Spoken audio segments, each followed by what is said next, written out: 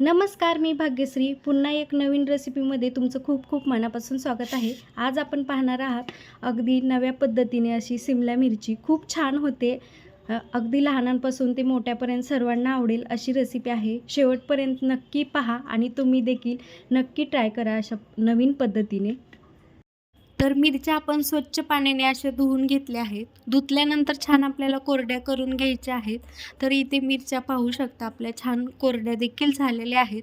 त्यानंतर आपल्याला मिरच्या मधोमध अशा कट करून घ्यायच्या आहेत. तर मधोमध अशा प्रकारे मी सर्व मिरच्या कापून घेतल्या आहेत.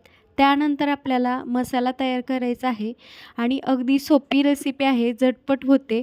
तरी ते मी तवा गरम करायला ठेवलेला. तवा गरम झाला की त्याच्यावरती एक एक मिरच्या सोडून सर्व मिरच्या अशा ठेवून घ्यायच्या आहेत. मिरच्या छान दोन्ही बाजूने भाजून घ्यायच्या आहेत.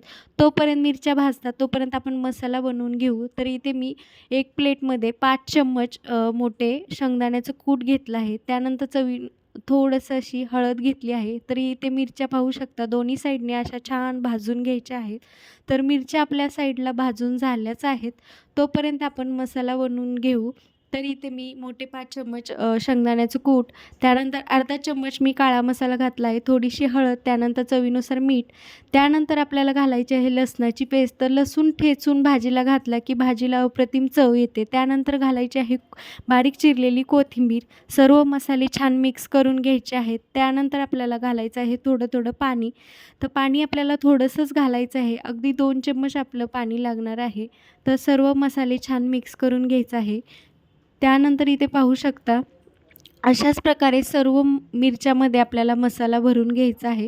तर इथे सर्व मिरच्या आपल्या मसाला भरून तयार आहेत. तोपर्यंत आपण साईडला तेल गरम करायला ठेवू. तर इथे मी तव्यावरतीच भाजी करत आहे. तव्यामध्ये कमी तेलामध्ये आणि कमी वेळेमध्ये आपली ही भाजी होते. त्याच्यामुळे तव्यामध्ये करायला इझी पडते म्हणून मी इथे तव्यावरती बनवत आहे.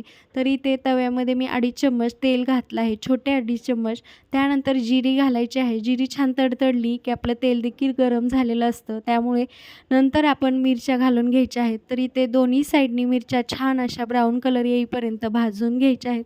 अगदी क्रिस्पी होतात आणि खूप छान टेस्टी होतात. तुम्ही चपातीसोबत, भाकरीसोबत खाऊ शकता. दोन्ही बाजूने 5 मिनिटात आपली मिरची भाजली जाते. अगोदर आपण तव्यावर भाजल्यामुळे पटकन होते. कशी वाटली रेसिपी? आवडली तर जास्तीत जास्त लाईक करा, शेअर करा. चॅनलवर नवीन असाल, सबस्क्राईब केलं नसेल अजून तर नक्कीच सबस्क्राईब करा. भेटूया अशा छान छान व्हिडिओसोबत. तोपर्यंत सर्वांनी काळजी घ्या. बाय आणि थँक्यू.